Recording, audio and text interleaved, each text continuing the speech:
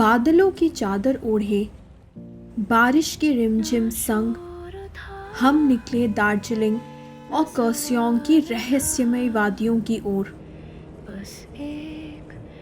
रास्ते में मिले मुस्कुराते चेहरे, टॉय ट्रेन की सीटी और पाइन ट्रीज के घने जंगल, जिन्हें देख एक अलग ही सुकून मिलता है।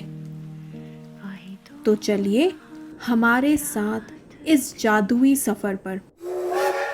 बादलों से बात हुई, चुपके से रात हुई, दिल ने कुछ पाया नहीं, फिर भी एक साथ हुई।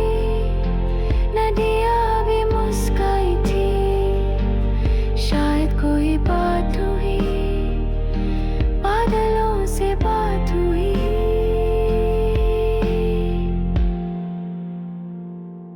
बादलों से बात हुई।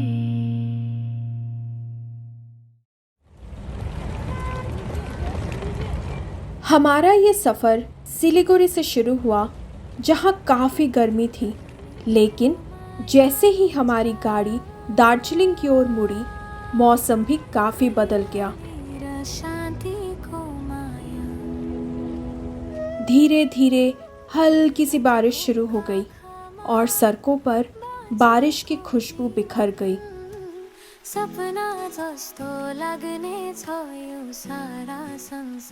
पहाड़ी रास्ते जैसे जैसे चढ़ाई की ओर बढ़ने लगे, चारों ओर का नजारा बदलने लगा। दूर दूर तक फैले पहाड़ घने पेड़ों से ढके हुए थे और उनके बीच में छोटे छोटे रंग बिरंगे घर झांक रहे थे, जैसे किसी पेंटिंग में किसी कलाकार ने बारीकी से हर रंग भरा हो।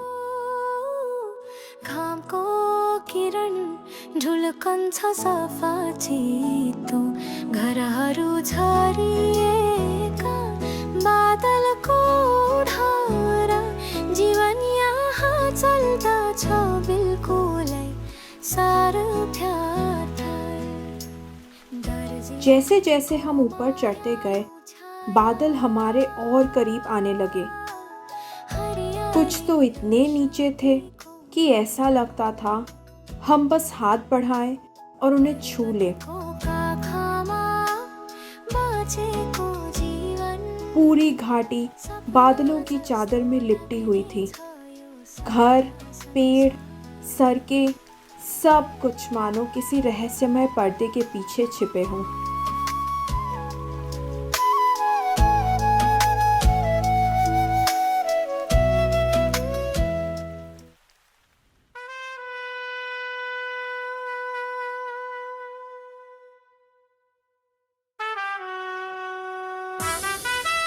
Very good evening guys. तो अभी हम लोग पहुंचे दार्जिलिंग एंड बहुत बारिश हो रही है, so it took us some time to reach Darjeeling. तो अभी हम लोग अराउंड 6:30 बजे के आसपास शाम को हम दार्जिलिंग पहुंचे। हाँ, और अभी होटल में चेक इन करके, तो अभी कुछ देर बाद फ्रेश होके हम निकलेंगे दार्जिलिंग एक्सप्लोर करने, माल रोड पे एक्सप्लोर करने निकलेंगे।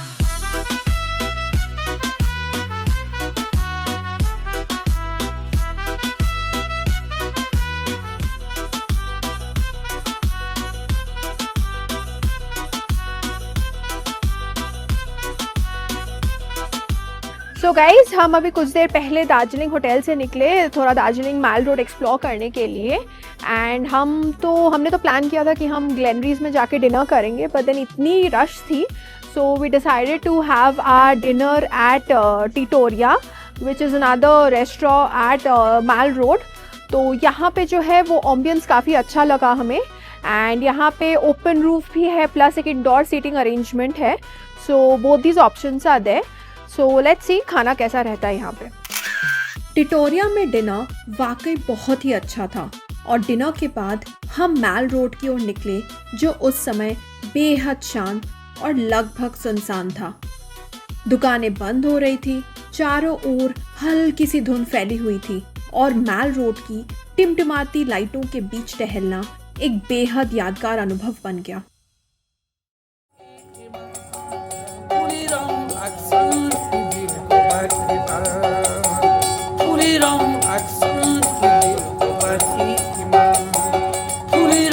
Laksani dil ko bari iman.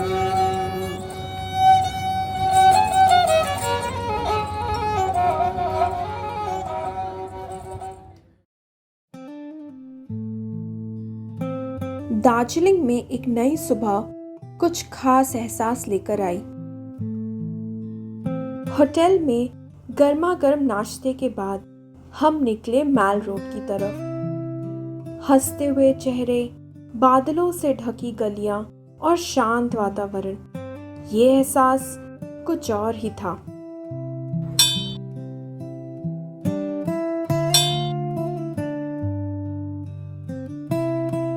Darjeeling या फिर किसी भी हिल स्टेशन में घूमने का बेस्ट मज़ा तभी आता है जब हम थोड़ा चल के एक्सप्लोर कर पाते हैं उसको। तो इसलिए हम लोग डिसाइड किए कि दार्जिलिंग को थोड़ा चल के एक्सप्लोर करें। Exactly. और अभी हम लोग है ऑब्जर्वेटरी हिल रोड पे।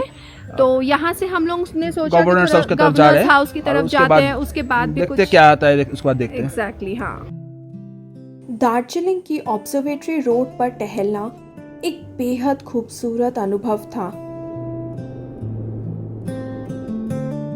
टहलते हुए हम गवर्नर हाउस के पास से गुजरे और आगे बढ़ते हुए हम पहुंचे श्रबरी नाइटिंगेल पार्क, जहां का नज़ारा वाकई अद्भुत था।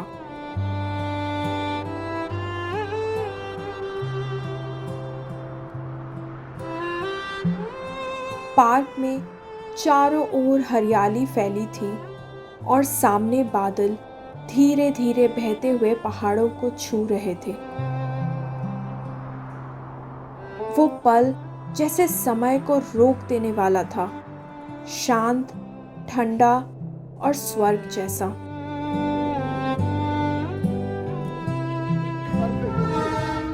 बतासिया लूप दार्जिलिंग और घूम के बीच स्थित एक ऐसी जगह है जहां आप देख पाएंगे दार्जिलिंग हिमालयन रेलवेज का इंजीनियरिंग मार्वल। यहाँ टॉय ट्रेन की पटरियाँ एक सर्कुलर लूप बनाते हुए खाड़ी पहाड़ी से नीचे उतरते भी हैं और उठते भी हैं।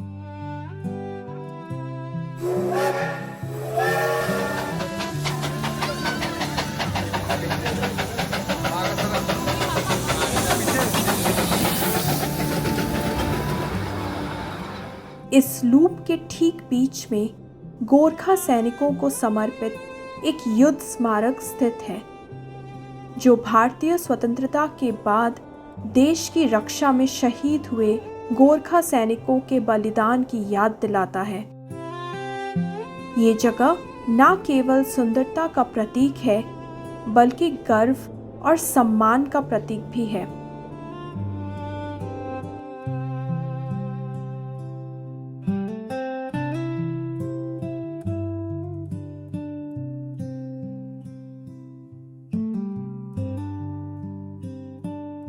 तो अभी शाम को हम जस्ट अपने कर्सियोंग वाले होम स्टे पे पहुँचे हैं।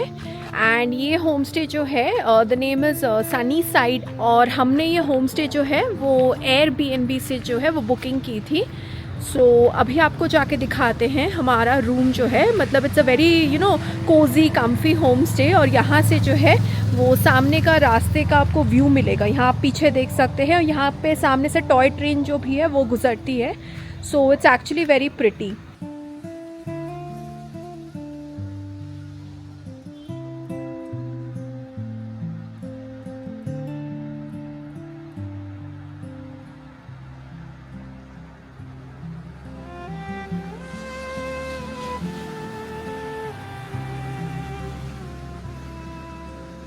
Land of white orchids Kurseong में हमारा होम स्टे किसी सपनों की दुनिया से कम नहीं था।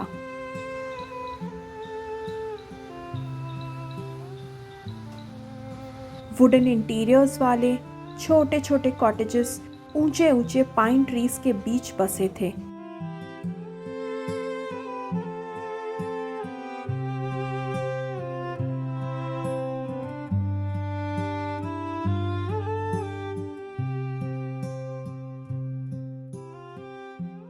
हर ओर बारिश की रिमझिम आवाज गूंज रही थी। चारों ओर से झिंगूरों की मधुर ध्वनि सुनाई दे रही थी और भीगी पत्तियों और गीली मिट्टी की खुशबू पूरे वातावरण में घुली हुई थी।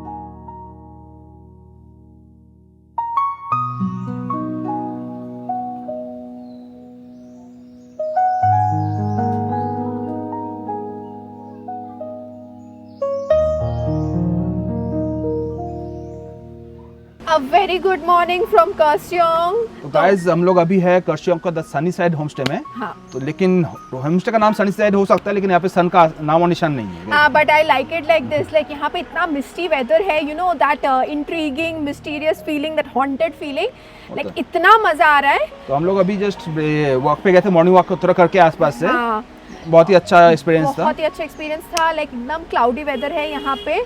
और अभी हमारा जो ब्रेकफास्ट है होमस्टे से, हमारा वो रेडी हो ब्रेकफास्ट गया, जो है बिकॉज़ मैं वो बुलाया इंक्लूसिव अभी। था प्राइस हाँ। में, तो रेडी हो गया है। तो अभी हम जाके थोड़ा ब्रेकफास्ट करते हैं, उसके बाद निकलेंगे थोड़ा कर्सियोंग टाउन एक्सप्लोर करने।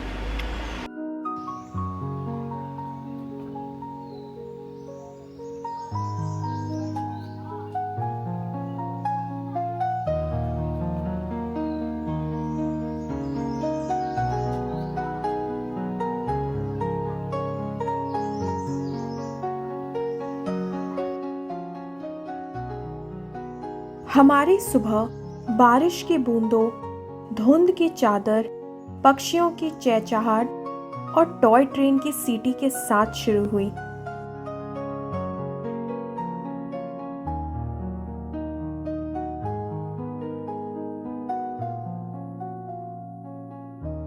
गर्मागर्म स्वादिष्ट खाना और आरामदायक कमरों ने दिल को सुकून दिया, मानो प्रकृति ने खुद हमें अपने घर में जगह दी हो।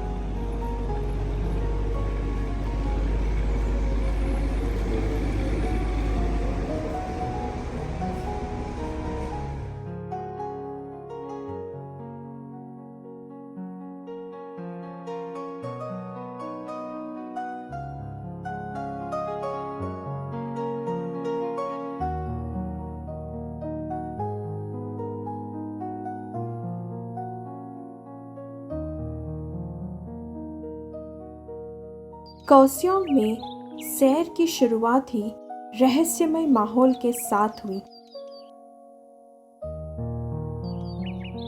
चारों ओर बादलों की चादर फैली हुई थी। पेड़ों पर, रास्तों पर, हर जगह बस धुंध ही धुंध।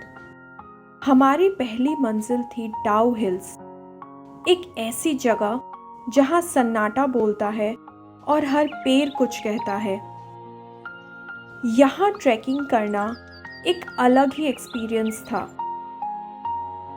पाइन फॉरेस्ट के बीच से गुजरने वाले रास्ते, पक्षियों की मधुर आवाज़ें और शहर की भीड़ भाड़ से दूर एक गहरा सन्नाटा, ये सब मिलकर एक ऐसा अनुभव बना जिसे शब्दों में बांधना मुश्किल है।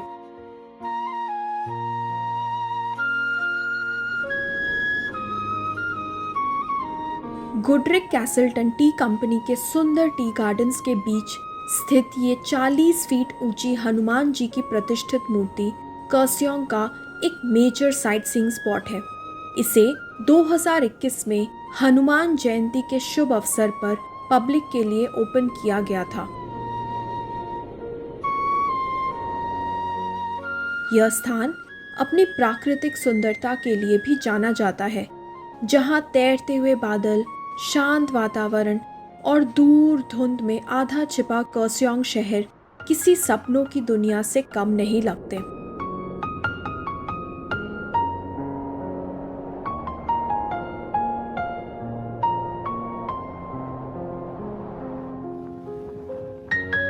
ये सफ़र सिर्फ एक यात्रा नहीं थी, ये एक एहसास था, प्रकृति की गोद में कुछ पल जी लेने का, हर सांस के साथ ताजगी महसूस करने का और उन रास्तों को देखने का जहां बादल ज़मीन पर उतर आते हैं, मानो कोई सपना हो। लेकिन इस सपने की सबसे खास बात ये थी कि हमने इसे बंद आँखों से नहीं बल्कि खुली आँखों से जिया। ये एक सपना था जो हकीकत बनकर हमारे साथ चल रहा था, हर पल, हर सांस में।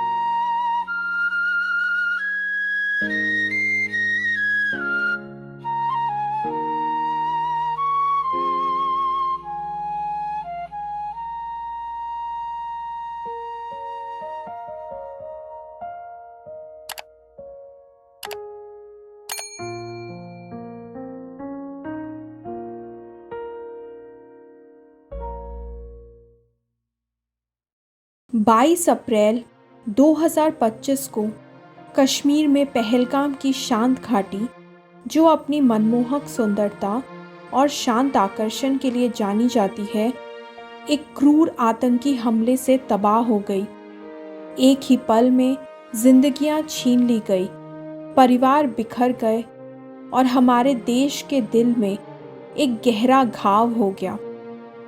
जिन लोगों को हमने खोया वे युद्ध के मैदान में सैनिक नहीं थे, बल्कि हमारी और आपकी तरह आम लोग थे, जिनका एकमात्र अपराध शांतिपूर्ण जीवन की तलाश करना था।